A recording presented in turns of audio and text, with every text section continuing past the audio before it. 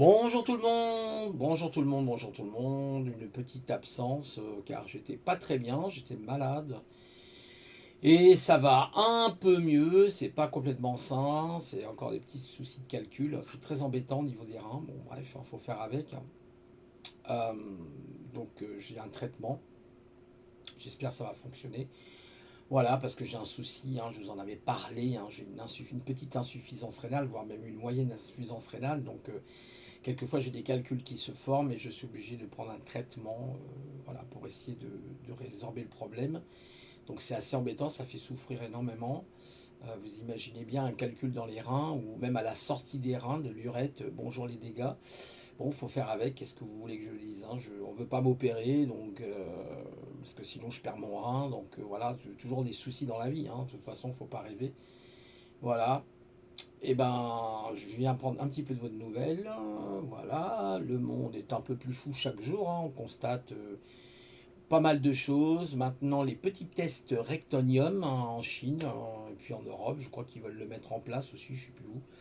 Voilà, ouais, bienvenue dans l'enculade du capitalisme covidien. Voilà.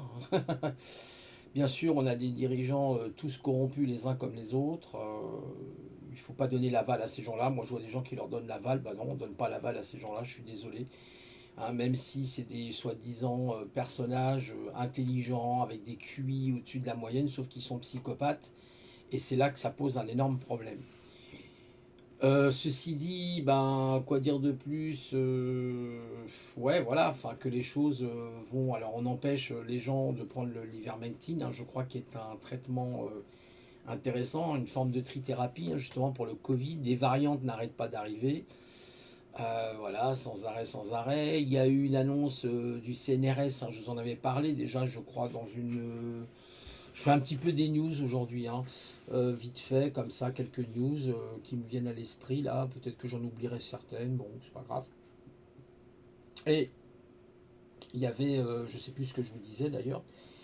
Oui, oui, bah alors le Covid, le CNRS justement avait fait une recherche, j'avais trouvé assez étrange les séquences. Moi, je suis pas spécialiste, mais il me semble les séquences au niveau du virus, il y avait des choses qui n'allaient pas au niveau des acides a priori, des bases.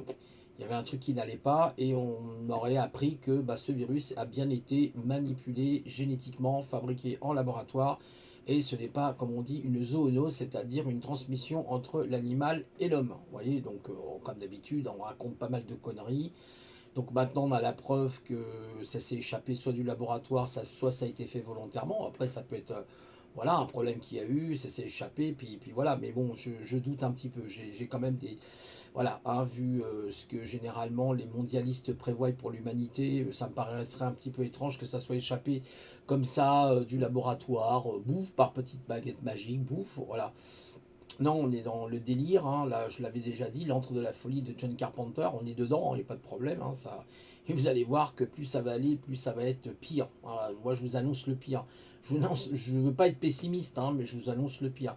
C'est-à-dire que vraiment, ils vont tout faire vraiment pour voilà, vacciner un maximum de monde, n'ayons pas peur des mots, picouse, picouse. Voilà, parce que c'est l'objectif, alors qu'il y a des traitements.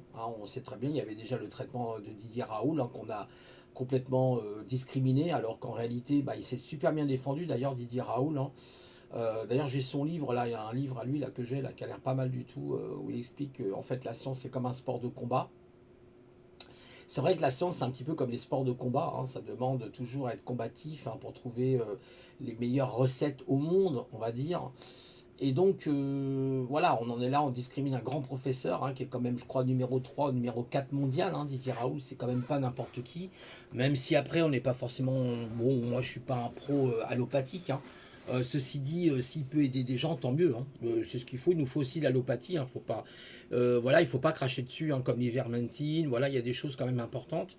Il ne faut pas renier, si la science elle est bien faite, si elle est bien appliquée, qu'il n'y a pas d'histoire de business, parce que bah oui, vous comprenez bien que l'azithromycine et puis la chloroquine, ça rapporte pas d'argent.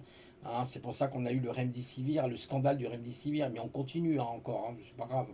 Tout est normal, il n'y a pas de problème. Alors j'écoutais le témoignage de Stéphanie Bayet, c'est il y a 2 jours de ça m'a beaucoup marqué. Enfin, ça m'a marqué, j'étais enfin, pas étonné non plus, mais la manière dont son papa, 81 ans, était, voilà, il était bien portant, il avait un petit problème au cœur simplement, bon, il devait subir une intervention chirurgicale pour, au niveau du cœur, hein, c'était pas quelque chose d'assez sérieux, enfin bon, une intervention qui a duré quand même 3 4 heures, je crois, et...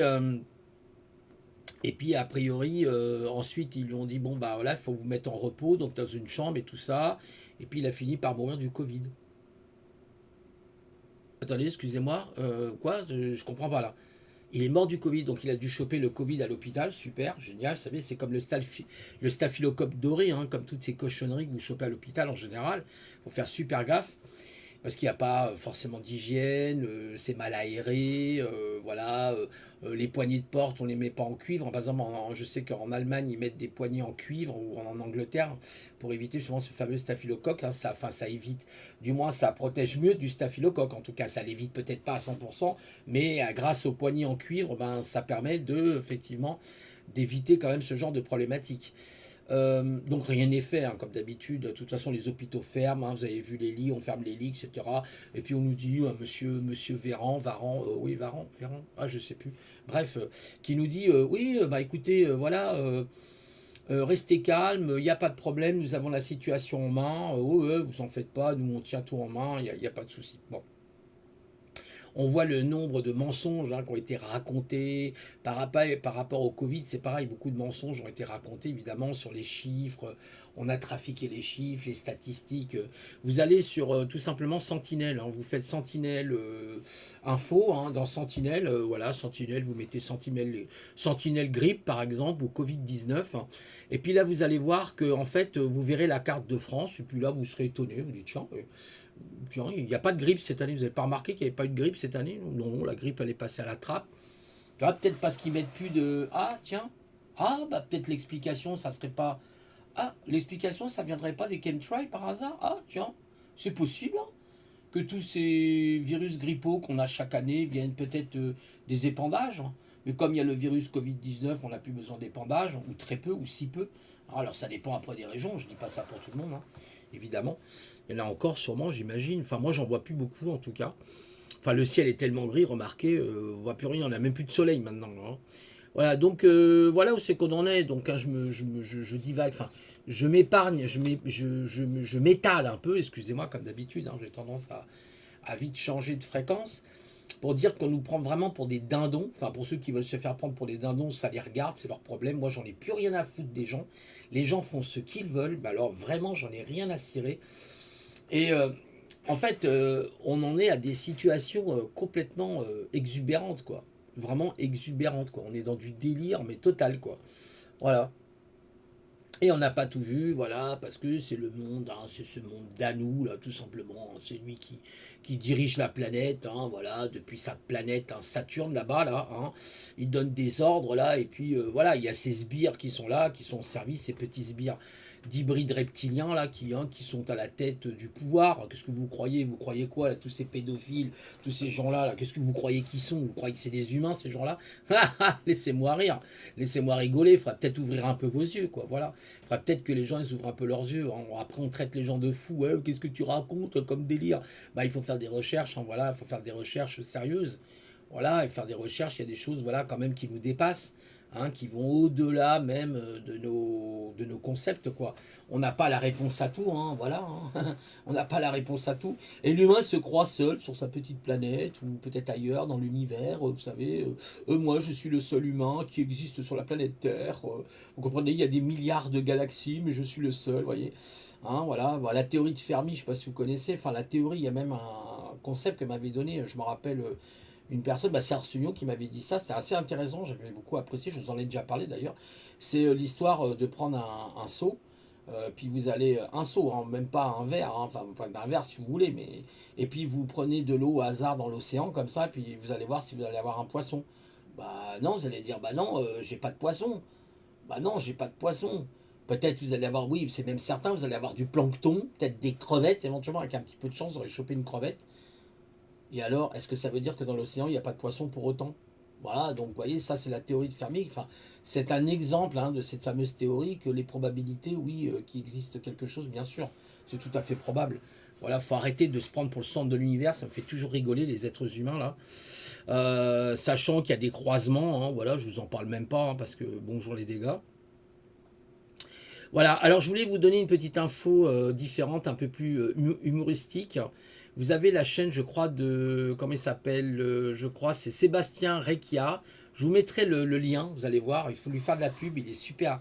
Ce gars-là est super. Il est compositeur, je crois, réalisateur.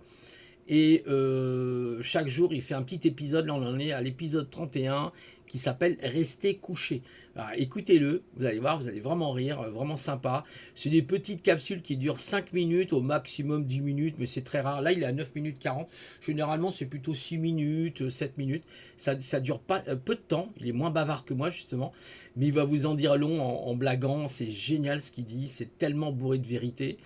Il a été acteur, je crois qu'il a tourné dans des films à un moment donné, je sais plus, il a eu des rôles. Alors, je pense peut-être que c'est d'origine corse, Rekia, je sais pas, peut-être, je sais pas.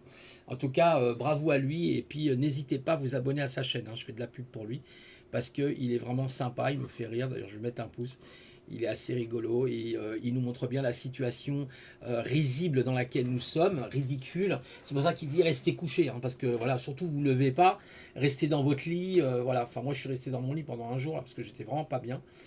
Voire même deux. Mais bon, ça c'est autre chose. Voilà, donc je vous conseille de vérifier, de consulter sa chaîne, vous verrez, c'est très marrant. Sinon, bah écoutez, je vous souhaite à tous une bonne journée. Ne vous inquiétez pas, je ferai la suite quand j'aurai un petit peu le temps de Nietzsche. Hein, voilà, effectivement. Et puis, voilà. Donc, soyons toujours des hyperboréens, comme dirait Nietzsche, hein, parce que moi j'aime bien ce qu'il dit sur les hyperboréens, c'est vrai. Même si je comprends pas tout Nietzsche, hein, je suis même très loin, mais alors vraiment très loin de le comprendre. Je me prétends pas être ce que je ne suis pas. Socrate disait je sais que je ne sais pas. Ouais, pareil, je crois qu'il paraîtrait que ça serait Socrate qui aurait prononcé ces mots. Mais en tout cas, soyons des hyperboréens, c'est-à-dire devenons des surhommes.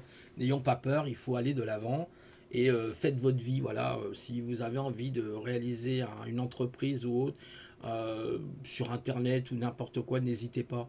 Faut vraiment se lancer, il faut pas tenir compte, faut pas s'accrocher trop, vous savez, au gouvernement, aux aides du gouvernement, parce que demain ces aides peuvent disparaître et on aura besoin à ce moment-là d'être autonome. C'est ça, être autonome aussi. Voilà. En tout cas, je vous souhaite une bonne journée à tous et je vous dis à une prochaine fois. Allez, au revoir.